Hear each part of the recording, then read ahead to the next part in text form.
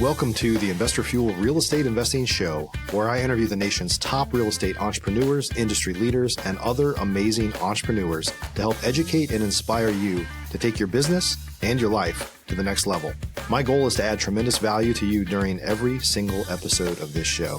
If you get value, I'd love it if you subscribe on your favorite podcast player, subscribe on YouTube, and my very favorite, please share this with your community so we can impact even more entrepreneurs. Let's start today's show. Hey everybody, welcome back to the show. Today I'm here with my buddy Brad Holcman, who has an amazing background of creating some of the top real estate investing shows, Duck Dynasty, a bunch of other shows that you know about.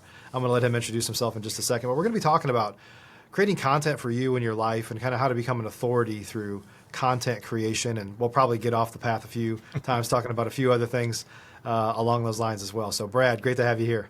Thank you, Mike. It's such a pleasure to talk to you. I really appreciate it. And hopefully something I say hits home for someone out there. Yeah, no, you've got amazing experience. Why don't you tell us a little bit about your background? I'm sure that my brief intro there did not do you justice. So tell us a little bit more about your background, how you got here. Yeah, how I got here, I don't know, but I'll tell you kind of where I was. But here you are. Yeah, here I am. For 20 plus years, I have been a television executive creating some huge television shows. First starting at Fox and worked on Sons of Anarchy and Homeland and Brickleberry and lots of scripted stuff. Found my way to unscripted and reality, which brought me over to being an executive at A&E, the television network, for over 12 years, creating shows like 60 Days In, being a part of the Duck Dynasty legacy, and many others. And then it was about 4 years ago that I was handed all of the home shows on the network and created a brand called Homemade Nation, which brought me into this unbelievable world of real estate investing, which I knew nothing about. And all of a sudden I go from zero to being in rooms with you, Mike, and so many other incredible investors learning about your world. And when you learn about interesting worlds, at least for me, you can't help but want to be in that world. So that caused me to take the leap about 8 months ago now into the world of entrepreneurship, still creating content independently, but I had to get into this real estate world and find a way that I could put my stamp in on it, just because really, and I say, what's the number one reason why you left the industry? Entertainment as a W-2 employee to kind of delve into entrepreneurship. People. It was the people. It was who can I help? How can I help? How can I be around this energy of incredible individuals and really making a difference in this world much more than at least I could versus my W-2 W-2 background. One of the amazing things about entrepreneurship, because I came out of, I'm a corporate refugee as well, but my launch into my own businesses was 2008, and it's just people that are willing to go all in and kind of risk everything for something bigger and better, you know. And bigger and better is means different things to different people, right? But just pursuing that life of freedom and being willing to work probably harder than you did in a W-2 job to kind of get it and keep it, you know. So, well, there's no time off, you know. There's no weekends, there's no holidays. But I'll tell you, the one thing that I have at least I'm a storyteller, so I visualize a lot of my analogies. I always knew that the only way to figure out this world of entrepreneurship is to jump into the deep end, not knowing how to swim. All too often we take lesson after lesson after lesson after lesson, and then maybe we take a step into the shallow end, zero entry, and then maybe work our way in. For me, I knew I had to jump into the deep end, not knowing if I could swim. And two things happen. One, you die because you don't know how to swim, or you figure it out. And what I didn't realize really until it happened is that there was all of these lifeguards surrounding me in the deep end, that if I did struggle, based on all of the things that I was helping them with over the years, that they would jump in and save me. Luckily, I haven't had to really use that, no emergencies or 911s, but for me, that's how you get things done. It's a lot of our friends talk about taking imperfect action. Yeah. Boy, I still every day wake up and I am imperfect, but I know that at the end of the day, I feel better when I'm taking action. Yeah, one of the things I realized, because I probably am cut from this vein too of in corporate America, it was more analytical. I mean, I'm a recovering finance guy, so like you just tend to be analytical if you have the analytical mind like that. And coming out of corporate America, there's a lot more people that are analytical. I think that kind of like are just used to following the rules and stuff, and that's why a lot of entrepreneurs don't follow, are like rule breakers, right? Yeah. But what I realized early on is, sometimes you just have to make a decision. It's like it's a gut decision, but your gut becomes smarter and smarter over time.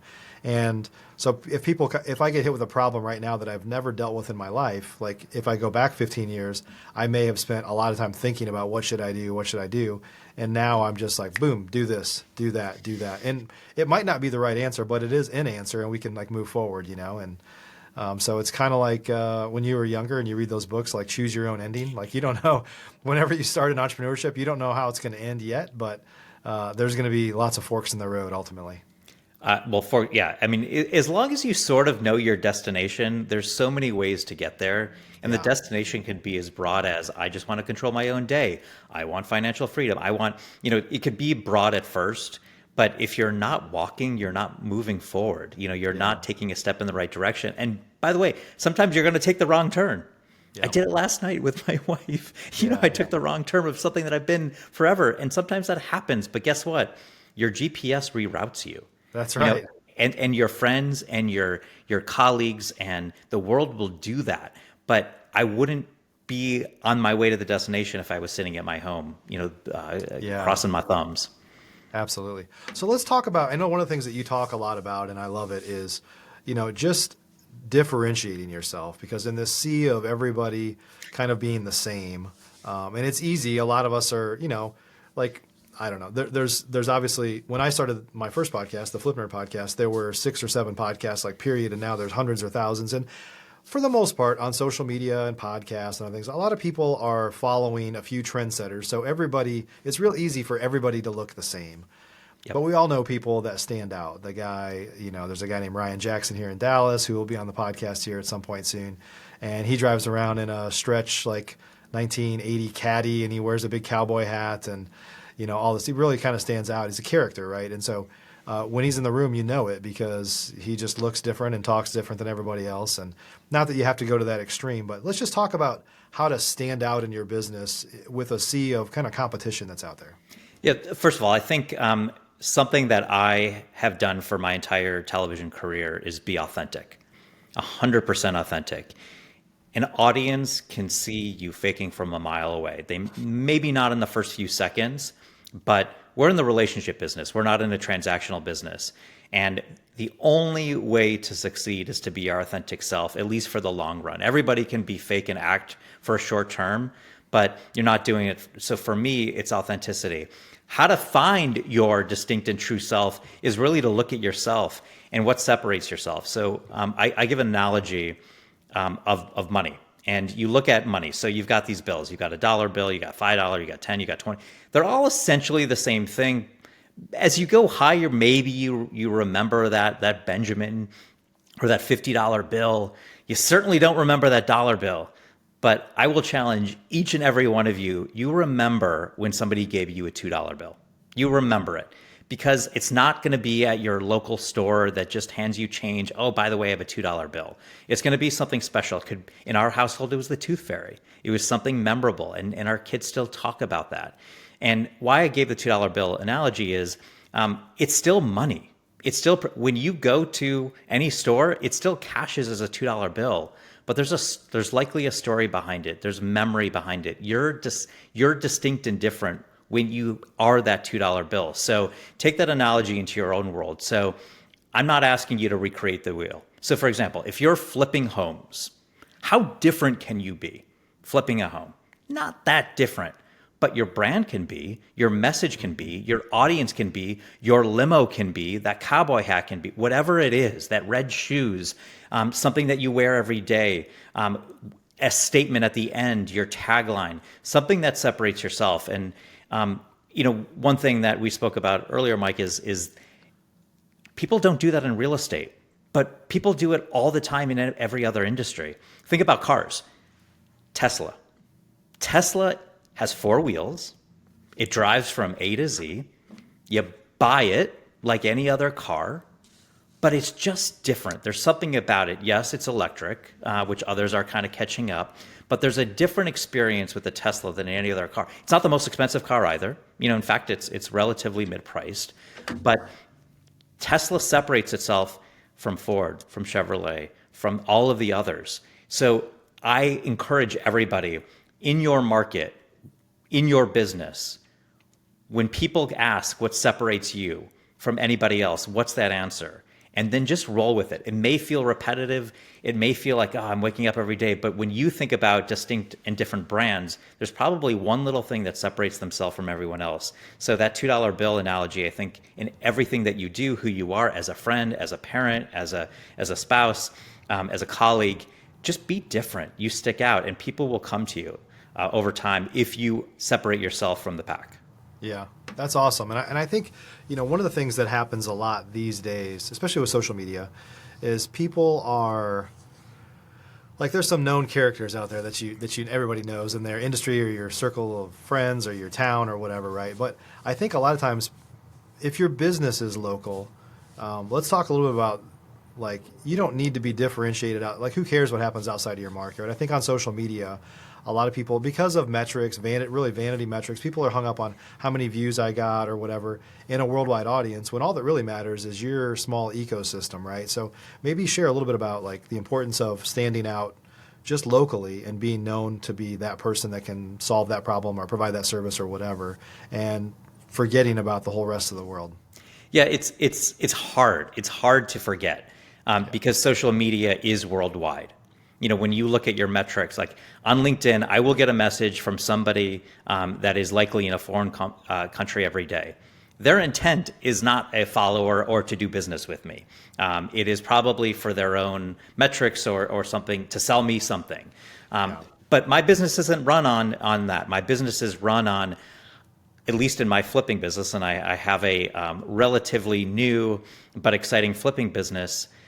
It's lead generation. It's contractors.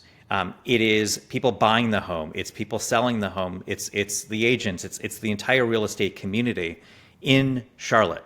Somebody in Phoenix, Arizona. It's maybe they know who I am and what I am, but in terms of my day-to-day business, I don't need to be distinct and different from somebody in Phoenix. What I do need in Charlotte. So from a content perspective, really know your market, know who you are, know where you sit. And by the way, know who the other influences are and see if they're doing. And if you can't name them, there's a huge opportunity. If you look from a national perspective, very few people stand out. And if they do, they're likely national people because that's the journey that they're on. Their journey is to be a educator or guru nationally. But when you look at your market, there's probably a few names that come out, but there's so much fish in the sea in real estate that you yourself can put your stamp on it. So I think the biggest thing is, and this is difficult, ask people around you that you do not have to, you don't have to give your resume. No, they know who you are, and ask them one simple question: what makes you different? Or on your end, if you're after that or while you're doing that, what do most people come to you for advice? What do you keep getting at? What are people interested in? What stories do you continually get asked about and you tell? So you've now got that data. So that is exactly who you are and what you are. And the secret to all of this is you do not have to be that different. Again, going to a $2 bill, not that different. It's only double than a $1 bill. It's less than a $5 bill. You really have to just be that, I would say 10% better or 10% unique in whatever you do. And then what you have to do is relentlessly attack every day how you're distinct. Because if you give a speech or a conversation one time, it's not going to matter. But if it's the same, if somebody in your audience was repeating the words that you're saying because you've just done it ad nauseum, you're doing something right. So you've got to show up every day and keep doing it. From a metrics perspective, you're like, well, is this working? Is this resonating? In theory, metrics are not going to give you the answer. There's not a whole lot of people in your market that are going to be watching that YouTube video, that Instagram post every day. But you've got to measure it by the success of people knocking on your door, phone calls, meetings on your books, people asking about your business. That's really the measurement of success. And the only reason you should look at any metrics out there is if you are building some sort of national program. And if you're not, don't even look at it. Who cares? Yeah. As long as somebody is either reaching out to you, asking for your business, it takes one relationship, one conversation to change your life. It does not require millions. So I firmly believe, who cares about any metric? It doesn't matter. And by the way, it is really hard. It is really, really hard not to think. When you see that YouTube video get 0 views and you poured all of your effort into, and it doesn't hit, that's okay. Because guess what? In 10 years from now, that could. 5 years, 1 year, or the next one. Just keep showing up. Also, by the way, all of this rewards consistency. So it's not about 1, it's not about 2, it's about 50 and 100. If you do this for 90 days, 100 days straight, things are going to be very different after than before. You just got to show up and do it. Yeah, and I think, I use this phrase a lot, the long game. Like, you got to play the long game, right? We talked about this briefly before we started recording today, is just thinking like a farmer, where you're planting seeds everywhere. And you don't know when the harvest will come, but I can tell you, if you plant enough seeds and you stick with it long enough and you fertilize those seeds, if you will, like, they come back around. I mean, it's crazy to me now, having done the podcasting, for example, for 13 years, how many people I meet that I didn't know before that are like, I've been watching your podcast for 5 years or something like that, right? And a lot of times, it depends on the business you're in. Real estate, the transactions are few, but the value of them is really high. So it's different if I'm selling tacos or pizzas or somewhere. You might see more like faster results because people might use you every day or come there every day or once a week or whatever. If it's big ticket items like real estate or even, most home services things that are like replacing a roof or HVAC systems or whatever, you're not going to get immediate gratification. Like, you have to just start planting those seeds. And it's like, a friend of mine mentioned this analogy once, and I've kind of stolen it now, is it's like a brick wall. Like, I look at content as like a brick wall. Eventually you're going to have the Great Wall of China, right? But it starts with one brick. And you're going to put up a row of one brick, and anybody can step right over it. And you're going to feel like, I did a ton of work. I built the foundation, and then we put down this one row of all these bricks. It's a mile long, but everybody's just stepping over it, and most people don't even know they're stepping over it. They're just stepping, and it's not tall enough to stop them. But eventually you start to build this thing up, and your wall, if you will, your brand and your reputation is it's unavoidable. People have to go through you or around you, I guess. But it's the hockey stick. It's a little bit of a hockey stick analogy, where for a while you're just kind of going, and then at some point it is going to hit, and the home analogy is perfect. How long does it take, for you to build the foundation? But how quickly do you see a house get put up? Like, oh my God, I didn't realize that house was put up overnight. It wasn't. There was a lot of time that took before it got to, the walls going up. I will say something about content, because a lot of the questions that I get is, where do I start? How do I start? And the biggest thing with content is you just got to start. What's on your mind? Write it down, add some coherent thoughts, take imperfect action. But in terms of a setup, we're usually what comes in our inbox or in our feeds are creators that have views, maybe have paid marketing behind it. That means they're spending some production money. I, myself, have spent my entire career making millions of dollars of shows. Every one of my shows cost $1 million. They were 7-figure businesses. Success was not weighed on how much my show was paid for or how much it cost. It was not at all whatsoever. There was no direct correlation. It was what was, and I know this is so dumb, what was the best show, and what show hit and connected with the biggest of audiences, or the audience that was looking for that. And I think that's where people get held up. They're like, oh, I see all of this fancy stuff. Now, with the advent of AI, it makes it really easy to make your content a bit sexier. But I give an analogy. The Kardashians, keeping with the Kardashian show, when it came out, it was the worst looking show. It was awful. It was terrible, despite the fact that they were beautiful and gorgeous. But it didn't matter. It didn't matter. because it was the words out of their mouth and the universe or the world that you were seeing. So for me, all you have to do is have words come out of your mouth that connect with an audience, and maybe some sort of sound so people listen to it. But by the way, most people aren't even listening to your content. They have words on screen. They use it sound off. So you need at least to have some sort of subtitling or captions on screen. But that's the most important thing. As a television executive at the highest level, I have a less than $100 camera, less than $100 microphone, and I just write my stuff every day, and I think about it. And I use AI to help me. I use AI as my assistant to help craft, but it doesn't take much. The great thing about this world is it's really free or very low cost to produce content nowadays. Right. You just got to do it. So who cares about any setup whatsoever, as long as you have good words and somebody can hear you, or at least captions on screen, you can start doing it. There should be no barrier of entry whatsoever.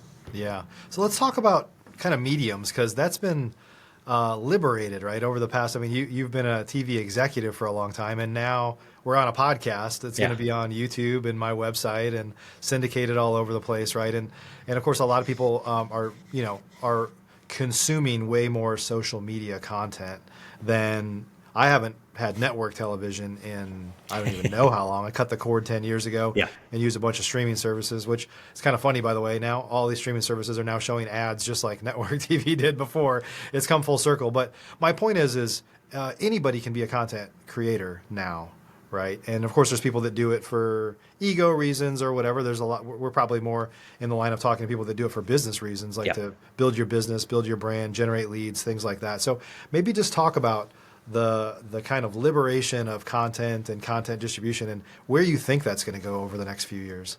Yeah, so I think it's only going to become more of a creator economy. So right now, the number one place where people consume content is YouTube, more so than anything. Number two is the Disney owned and operated channels. And that includes everything that Disney owns. So ESPN, ABC, Disney Plus, all of that. YouTube is your number one place. And that is creator led.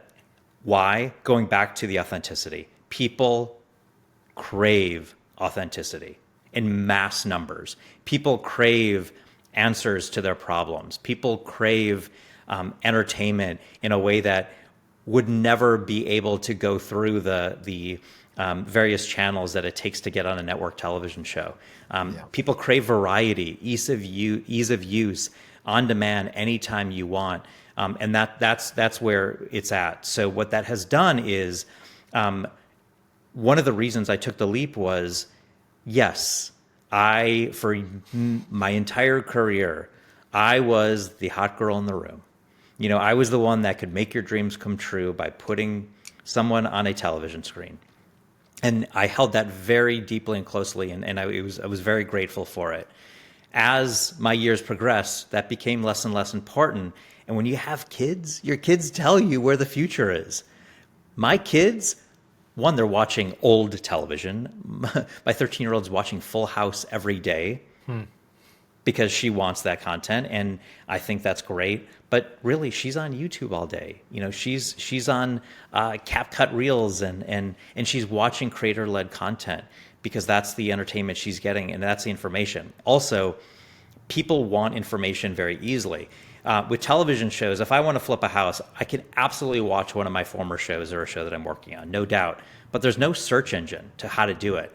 And more, what we're searching for is the how, not just to be passively what we do so many things in our lives that just to passively watch, check your brain at the door, is not something that's productive anymore. What you want to be doing is feel like you're progressing forward, even if you're watching something. And what YouTube allows you to do is it's a search engine. If I want to do X, then I go on YouTube and I find it. So I'm looking, for those people that want help or that believe that they have a message in the world, and likely have already done it. And by the way, the secret for me in television was, if you do want to be on the big screen, and by the way, I can help you with that, and I love doing that. You got to put yourself out there every single day. You've got to, because you being in front of a camera and being very comfortable with your voice, how you look, and knowing what works and doesn't work, because you've been doing this for many, many moons and many, many years, is if you have the dreams to be on television and film, you're practicing right then and there. So for me, YouTube's only going to get bigger. The regular television universe, the Netflixes, the ABCs, the NBCs, it will still be there, but it's going to be less and less of. Fiction is going to become bigger, because fiction is harder on YouTube. So when you think about the Game of Thrones and you think of Stranger Things and you think those bigger shows, those will still be around forever. But if you want real, authentic people, worlds, and entertainment, you want that creator-led economy. You want to be close to that creator and know that, one, we're not so far off from you. I am very far off from a Brad Pitt, but Bob in Ohio that has something that's going on and he's got millions of followers, I'm not so far from him, and you want to connect with those types of people. Yeah, that's fantastic. Yeah, and one last thing that I'll say that amazes me is I think a few years ago we bought a bunch of land in East Texas and we built out a ranch and kind of a family compound. And I found myself starting to, because for me it's like city slickers out there. Like I have all these tractors and I just got a skid steer and all this equipment, and I don't really know what I'm doing, right? So I usually will search for something on YouTube, and it's amazing to me, like these niche down, like how to use this thing on a Kubota tractor or something. This has like 200,000 views. Like, just some of the views are crazy and they're so nichey. And so I think sometimes, for content creators, they're worried about being like all encompassing, and I'm going to be really broad in the real estate space, especially. But the more you can niche down into a topic, like it's kind of what they kind of call it the long tail. It's a long tail search. Like, there's not a lot of people that are looking for that, but you're going to get a lot of views because the relatively small number that are only going to find you because you're the only one that's talking about that thing. Yeah, it's okay to be the authority in something small. Yeah. Because that will be big. And the way that all of these platforms monetize, and that's also the way that general advertisers monetize, is they know exactly who they're talking about. So if your niche is this type of tractor, there's probably a lot of people that are not going to find you, but you don't need them. What you need is the person that's going to go, oh, wait, I want that person that loves tractors. So that's when the advertiser dollars come in. That's when somebody is willing to invest in you because you're doing exactly what they want to be doing. And that's where the money is. You're not a broad company that needs to be in every target across the country, meeting all these different geographies. And that's, again, the beauty of YouTube. But it's going back to, most people work in a W-2 job and it's a transactional environment. We grew up with that. You grew up with that in school. You learn, you have a test, and the reaction is the grade on your test, and then you move on. But the way that really the universe works is, I do something now, and every day will get a little bit bigger, a little bit bigger. But it's just like watching grass grow. If you watch grass grow, it's not really growing, as fast as you think it is. But if you watch grass grow and then a week later, oh my God, all of a sudden, that's where you just need to be patient. You can't be looking at your metrics every single day. You can't, judge. It's got to be over the long run. And over the long run, it does succeed. And in fact, as we're having this conversation in my head, I keep doing that battle. Do I go broad with what I'm good at, or do I meet a specific audience that is far less than the broad audience, but I know and could be more beneficial, and there's a need to it? The answer is easy. It's go small, go niche, and you're going to win if you're that authority in that niche market versus not. Again, look at your search engine. When you are searching for something, you are not looking for something very broad. Generally, it's an item number, it's a UPC code, it's a color, it's a brand. It's something very specific. You're not looking for all of the cars, you're looking for Ford. You're not looking for all of the color, you're looking for blue. So be that person that when somebody does need you, you are the one, and that will pay off in dividends. That's fantastic. Well, Brad, thanks for joining us on the show today. Of course. Thank you. The niches are in the riches, and play the long game. Yes, absolutely. Awesome. Everybody, thanks for joining us. We'll see you on the next show. Thanks for joining us for today's show. You can learn more about the amazing benefits of the Investor Fuel Mastermind community, including surrounding yourself with hundreds of other rock stars, 100% financing on your deals, and members-only discounts from vendors you're likely already using that, as a member of Investor Fuel, will save you more than the cost of your membership. Visit investorfuel.com to learn more. You can also check out the show's notes for access to free resources, how to get access to world-class lead generation, and even how to work with me directly one-on-one. Don't forget to subscribe so you never miss another episode. See you on the next show.